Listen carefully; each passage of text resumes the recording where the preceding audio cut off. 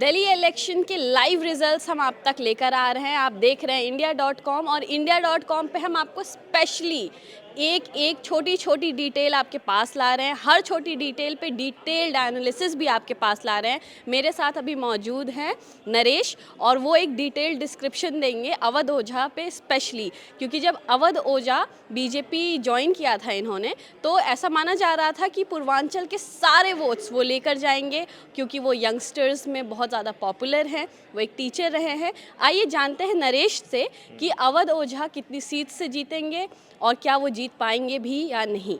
बताइए नरेश। अवध ओझा पड़पड़गंज सीट से चुनाव लड़ रहे हैं। इस बार जब अवध ओझा केजरीवाल की पार्टी यानी आम आदमी पार्टी में शामिल हुए तो मनीष सिसोदिया को वहां से जंगपुरा शिफ्ट किया गया और अवध ओझा को पड़पड़गंज से चुनाव लड़ाया। लेकिन मैं दर्शकों को बताना चाहता हूं कि अवध ओझा को पिछली बार जब अवध ओझा इस बार चुनाव लड़ रहे हैं, पिछली बार मनीष सिसोदिया उस सीट से पड़पड़गंज सीट से सिर्फ वो 3200 वोटों जीते थे और उनको जो 3200 वोटों से सेकेंड नंबर पर जो रहे थे वो थे रविंद्र सिंह नेगी यानी रवि नेगी। आपको रवि नेगी याद होंगे पिछली बार इस बार जब बीजेपी की रैली हुई थी मंच पर प्रधानमंत्री नरेंद्र मोदी से जिस आशीर्वाद दिया, जो पाँव छूने वाला जो सीन था, वो कैंडिडेट जो थे वो रविंद्र नेगी ही थे। और रविंद्र नेगी का इस वक्त अभी जो इलेक्शन रिजल्ट है, अभी जो रुझान आ रहे हैं, काउंटिंग चल रही है, तो 12,000 वोटों से छठे राउंड की काउंटिंग खत्म होने के बाद 12,000 वोटों से रवि नेगी आगे चल रहे हैं। यानी ये देखिए इतना बड़ा नंबर है ये। पिछली बार सिर्फ 2,500 से 3,000 का अंतर था, 3,3200 का अंतर था, 3,000 का, और इस बार वो छठे राउंड में ही 12,000 वोटों से आगे चल रहे हैं। यानी अवध ओझा के लिए अब ये वापसी करना बहुत मुश्किल है। बहुत पॉपुलर थे सोशल मीडिया में अवध ओझा। कहा जा रहा था कि पूर्वांचलियों को लेकर जिस तरीके से हम देख रहे थे कि रुमाल बांध के सर पे गमछा बांध के वो प्रचार कर रहे थे और पूर्वांचलियों को इकट्ठा करने की बात उन्होंने की थी तमाम, और उनके साथ अरविंद केजरीवाल का सपोर्ट था, आम आदमी पार्टी का सपोर्ट था। लेकिन वो सपोर्ट एक ऐसा नेता, क्योंकि रवि नेगी कोई बड़े नेता नहीं है, जिस तरीके से अवध ओझा का नाम है, मनीष सिसोदिया का नाम है, लेकिन रवि नेगी का इतना बड़ा नाम नहीं है। रवि नेगी बीजेपी का आप एक जमीनी स्तर का नेता उन्हें कह सकते हैं।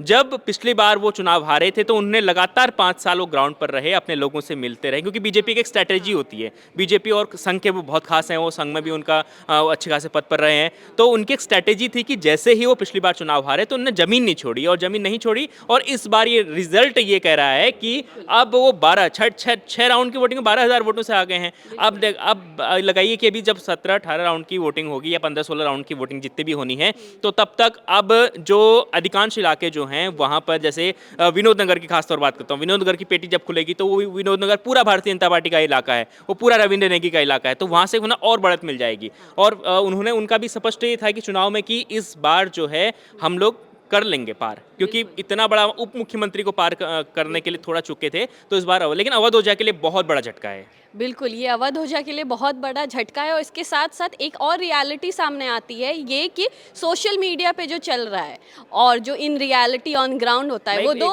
बिल्कुल अलग अलग बातें हो सकती हैं। बिल्कुल, है ना। जब मैं उनसे मिलने गया, जब मैंने उनका इंटरव्यू चुनाव के दौरान लिया था, तो उस दौरान उन्होंने वही कहा, मैंने यही सवाल जो आपने अभी आप बता रहे थे आप दर्शकों को, यही सवाल मैंने उनसे किया था कि अवध ओझा बहुत पॉपुलर है सोशल मीडिया में, आप कैसे उनको बीट कर पाएंगे, कैसे उनको हरा पाएंगे। उन्होंने वो एग्जाम्पल दिया था महाराष्ट्र चुनाव में, आपको ध्यान होगा कि कोई सेलिब्रिटी था जिसके मिलियंस में फॉलोअर्स थे, लेकिन चुनाव में वोट कितने मिले, तो इजाज खान उनका नाम है।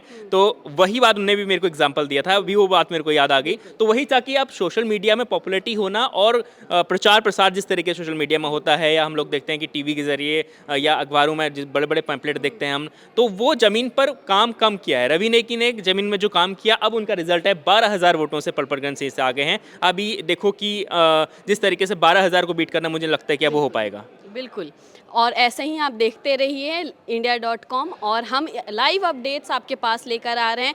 हर एक कैंडिडेट की डिटेल्ड एनालिसिस आपके पास ला रहे हैं हमारे डिफरेंट एक्सपर्ट्स, हमारे सारे जर्नलिस्ट आपके पास हर एक वीडियो, हर एक मेजर कैंडिडेट की आपके पास लेकर आ रहे हैं। ज़रूर देखते रहें इंडिया.com।